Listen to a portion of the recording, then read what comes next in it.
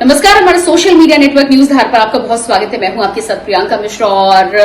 संसद में आज ऐतिहासिक वक्फ कानून संशोधन बिल को पेश कर दिया गया और इस नए बिल का नाम उम्मीद रखा गया है,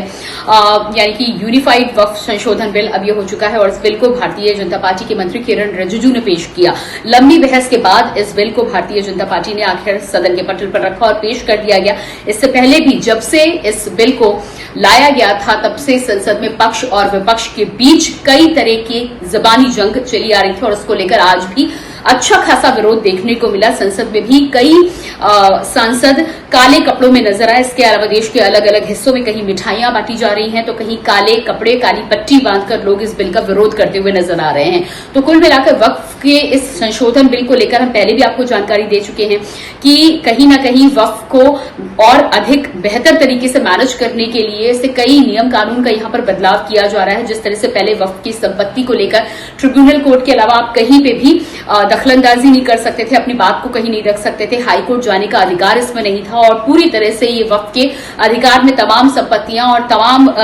जो अधिकार थे वो वक्फ के पास ही रहते थे। इसको लेकर किसी तरह की कोई दखलंदाजी कहीं भी नहीं की जाती थी, फिर चाहे वो दावा कहीं ना कहीं मनमाना तरीके से ही ठोका गया हो। तो इसको लेकर कहीं ना कहीं इस मिसमैनेजमेंट को ठीक करने को लेकर भारतीय जनता पार्टी इस बिल को लेकर आई है, जबकि विरोधी इसको लेकर साफ तौर पर भारतीय जनता पार्टी के ऊपर एक वर्ग विशेष को परेशान करने का आरोप लगाते हुए नजर आ रहे हैं, जिसको लेकर संसद में चली लंबी बहस में केंद्रीय मंत्री किरण रिजिजू ने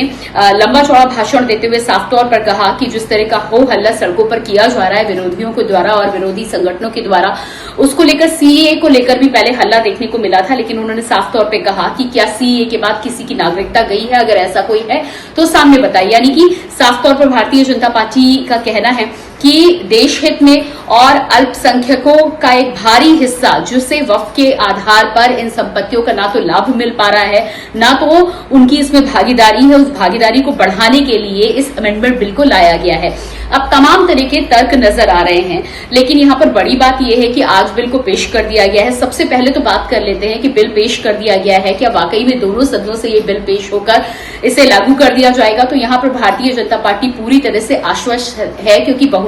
बीजेपी के पक्ष में है और एनडीए के पक्ष में है। तो भारतीय जनता पार्टी को यहां चिंता करने की बिल्कुल जरूरत नहीं है। जिस तरह से अगर बात करें तो 272 की जरूरत लोकसभा में इस बिल को पेश कराने के लिए पड़ती है और भारतीय जनता पार्टी के पास इस समय एनडीए के मिला के 294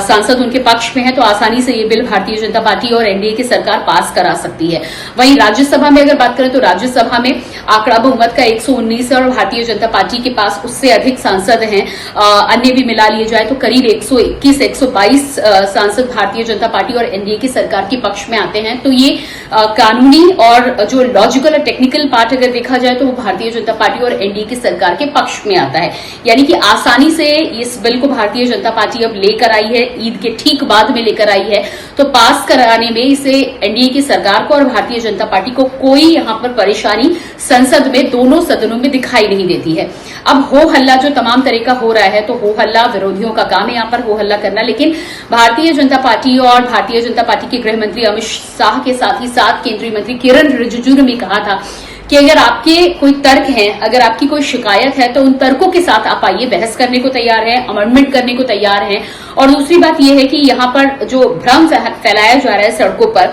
कहीं ना कहीं कि कुल मिलाकर मुसलमानों की संपत्ति छीनने की बात आ रही है, वर्ग विशेष की संपत्ति छीनने की बात आ रही है, ऐसा कुछ भी आने वाले समय में नहीं है, क्योंकि सरकार के पास ना तो ये हक है, कोर्ट यहां पर बैठा है और संविधान के तहत इस बिल को लाया जा रहा है। बल्कि कई तर्क यहां पर यह भी है कि लंबे समय से वक्फ की संपत्ति है, वक्फ की संपत्ति की अगर बात करें तो 2006 में जो संपत्ति हुआ करती थी वो 4 लाख करीब कुछ संपत्ति हुआ करती थी, जो बढ़कर 2012, 13 और 16 के बाद में 8 लाख तक बढ़ गई वक्फ की संपत्ति। यानी कि वक्फ बोर्ड बनाने के आधार पर आप कोई भी संपत्ति का अगर दावा करते हैं तो उसके विरोध में या उसको काउंटर करने के लिए आपके पास कोई मजबूत नियम नहीं होता और फिर ऐसे में जमीन किसी और की भी हो, वक्फ के पास बहुत कम ही मौके होते हैं कि उस जमीन को आप ले सके। तो इस तरह की खामियों को दूर करने के लिए कुल मिलाकर इस बिल को लाया गया है। यहां पर अब बात करें तो 4 लाख से लेकर 8 लाख यानी कि दुगनी मात्रा में संपत्तियां बढ़ी हैं, संख्या बढ़ी है संपत्तियों की। और अगर मुनाफे की बात की जाए तो इन 6-7 सालों में मुनाफा करीब सिर्फ 3 करोड़ बनाए, यानी कि पहले 166 करोड़ मुनाफा दिखाया जाता था और अब करीब 169 करोड़ मुनाफा दिखाया जाता है। तो यानी कि संपत्तियां जब डबल हो रही हैं तो क्या मुनाफा सिर्फ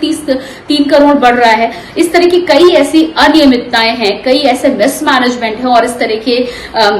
मिसबैलेंस है शीट को लेकर, कमाई को लेकर और यहाँ लोगों की संपत्तियों को लेकर, दावे को लेकर। रजिस्ट्री अगर कर दी जाए, कई स्कूलों की बात की जा रही है, जिस तरह से विश्वविद्यालय को लेकर भी अच्छा खासा हो हल्ला मचा था कि संपत्ति वक्फ की नहीं थी, लेकिन वक्फ में उसे अपना विद्यालय घोषित किया था। उसके बाद लड़ाई आगे तक पहुंची। तो कई ऐसे डिस्प्यूटेड लैंड भी हैं और ऐसी हजारों की संख्या में, करीब 50-53 हजार से ज्यादा तो डिस्प्यूटेड लैंड उत्तर प्रदेश में खाली हैं और बाकी पूरे देश की बात की जाए तो लाखों के में इस तरह की संपत्तियां निकलकर सामने आएंगी। तो कुल मिलाकर यहाँ पर सरकार का कहना है कि जो रजिस्टर्ड संपत्ति है उनको किसी तरह का खतरा नहीं है, लेकिन जो डिस्प्यूटेड लैंड है, जिनके पास पेपर्स नहीं है, उनको लेकर कोर्ट का फैसला आखिरी फैसला माना जाएगा। संविधान के तहत फैसला लिया जा सकता है और हक दिलाने की बात हो रही है। लेकिन यहाँ पर देखिए दूसरे पक्ष की क्या बात है। दूसरे पक्ष का कहना है कि 600 सालों से 700 सालों से अगर उनकी कोई संपत्ति है, कोई मस्जिद है, उनके पास पेपर नहीं है, तो क्या वहां पर सरकार इसे कब्जाने की कोशिश नहीं कर रही है? क्या सरकार की नीयत ऐसी नहीं है कि उन संपत्तियों को, पुरानी संपत्तियों को सरकार के अधीन ले लिया जाए? तो ये तमाम तरह के तर्क यहाँ पर दिए जा रहे हैं। कुल मिलाकर बिल लोकसभा में यहाँ पर आज पेश कर दिया गया है। राज्यसभा में जैसे ही बिल पेश होगा और उसके बाद जब इसका अमेंडमेंट जब इसको लागू किया जाएगा तब ये पता चलेगा कि क्या कुछ किस तरह की संपत्तियां और किस तरह की चीजें खड़ी होती है। लेकिन इसमें एक दुर्भाग्यपूर्ण बात जो निकलकर सामने आई है कि शांतिपूर्ण आंदोलन की बात हो, अपनी बात रखने की बात हो, तो कई फोरम है, कई प्लेटफॉर्म है, उनके तहत आप अपनी बात रख सकते हैं। लेकिन कई तरह की धमकियां भी यहाँ पर दी गई, जिस तरह से शाहीन बाग बनाने की धमकी दी गई। उसके बाद ये भी बताया गया कि आगे आने वाले समय में देखना होगा कि क्या कुछ होता है